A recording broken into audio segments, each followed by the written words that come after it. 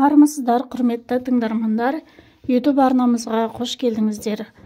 Подписация батырмасын басып, видеоны соңына дейін қарауларыңызды сұраймын.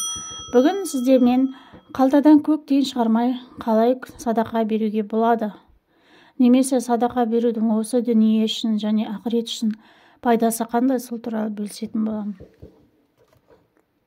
Жалпы Құран кәрімде 200 жерде Алла жолында садақа беру, мал сарп ету жайында баяндалған.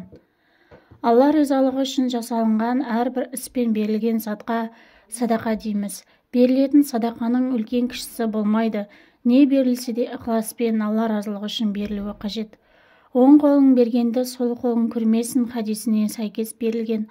Садақамен жасалынған жақсылықты жасырын жасау ең абзал амалдардың бірі. Садақаның берген адам үшін пайдасы мен сауабы мол.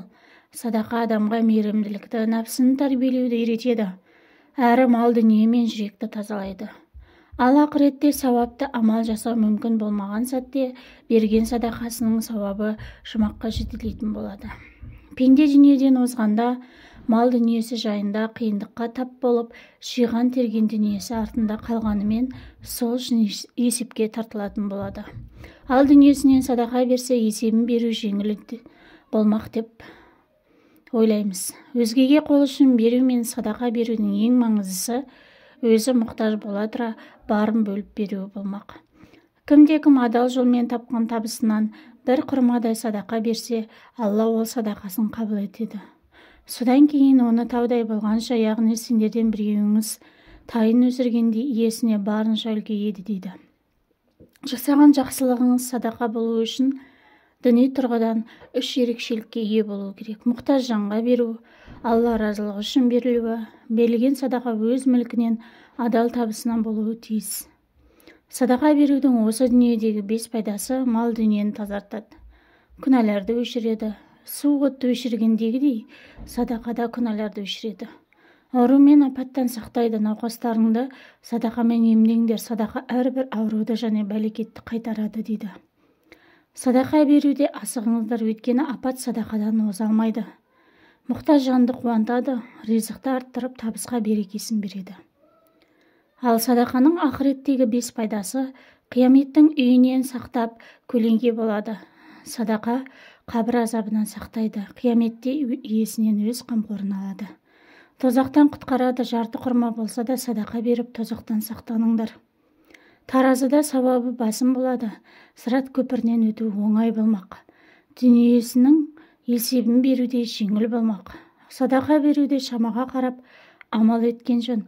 Әбу Бәкірдің қызы Асма: ей Алланың елшісі, жұбайым Зубайрадан берген махрінен басқа затым жоқ, садақа берейін ба деп сұрайды. Сонда пайғамбарымыз саллаллаху алейхи уассалам: шамаңа қарап садақа бер, дорбаның аузын бума, Алла да сенің ризығыңды буады дейді. Кейде қанша жақсылық жасағымыз келсе де, қалтамыздан ақша шығарып өзгелерге садақа беруге мүмкіндік тумай жатады. Мұнда жағдайда не істеуге болады? Қалтамызды жұқартпай-ақ жақсылық жасап сауап табудың жолдары бар ма?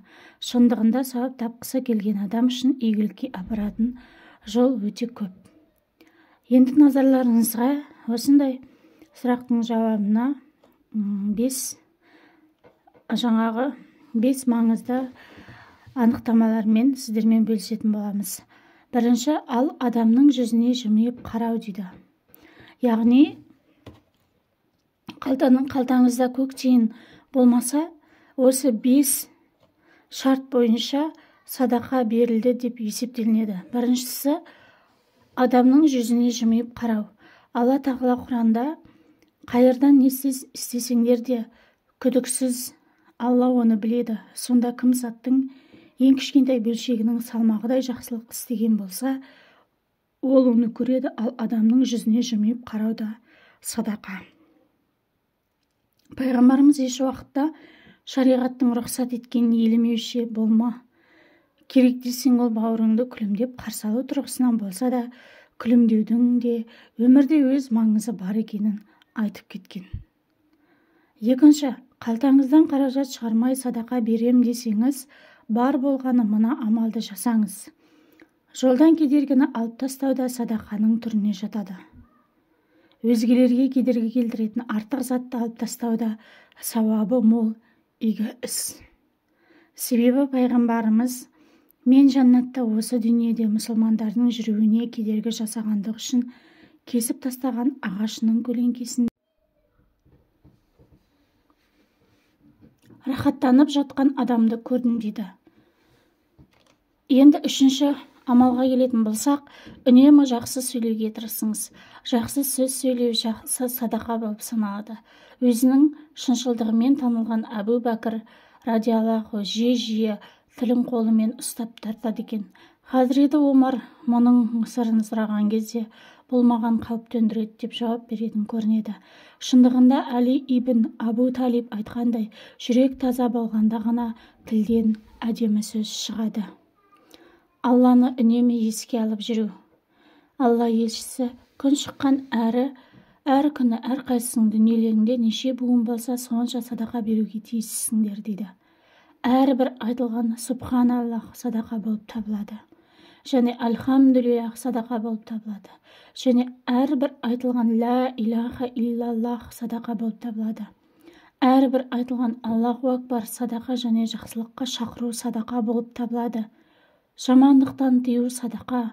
Бірақ осының бәрін таңертеңгілік оқыған 2 басын нәпіл намаз ауыстыра алады деген екен. 5-ші амал. Әрбір тірі нәрсеге жасалған жақсылықта сауап бар. Бірде өзінің жолымен келе жатқан адам қатты шөлдей бастайды. Ол бір құдық тауып, онда түсіп шөлін қандырып шыққанша шөлдегеннен лай топырақты жеп жатқан бір итті көреді. Осыны көрген ол өзіне өзі, бұл ит мен шөлдегендей қатты шөлдеп жатыр дейді де, қайтадан құдыққа түсіп, аяқ киіміне су толтырып, оны тісімен тістеп, сыртқа көтерілгенше тісінен түсірмейді. Сосын сыртқа шығысымен иттің шөлін қандырып, су береді. Осы амалы үшін Алла ол адамның бүкіл күнәларын кешіріп, алғысын білдіреді. Мұны естіген адамдар, «Я Алланың елшісі, бізге хайуандар үшін де сауап беріле ме?» деп сұрайды. Сонда пайғамбарымыз сауап барлық тірі жан үшін беріледі деп жауап берген екен. Бухари, Муслим. Құрметті тыңдармандар, егер видео ұнаған болса, жақындарыңызбен бөлісе отырыңыздар. Соңына дейін қарап, назар салып тыңдағандарыңыз үшін көптен көп рахмет.